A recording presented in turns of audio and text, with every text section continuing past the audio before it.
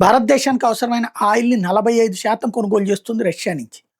అదే సందర్భంలో 11% దాకా ఇరాన్ నుంచి. మిగతాయి నిన్న చెప్పుకున్నాం. ఏ ఏ దానికి ఎంతెంత అన్నట్టు. అయితే ఇప్పుడు కెనడా వాస్తవంగా మొన్న మధ్యన మనతో చాలా తగవబడింది అప్పట్లో. భారతదేశాన్ని చాలా అవమానించే విధంగా మాట్లాడాడు. ఈవెన్ ఆ దేశ ప్రధానమంత్రి మనం కూడా చివరికి ఫ్లైట్ దగ్గర కూడా తిట్టి పంపించాం వెనక్కి. అలాంటి స్టేజ్ నుంచి ఇప్పుడు అక్కడ ప్రభుత్వం మారింది. ఓ పక్కన అమెరికా వాళ్ళని వెంటాడుతోంది కెనడాని.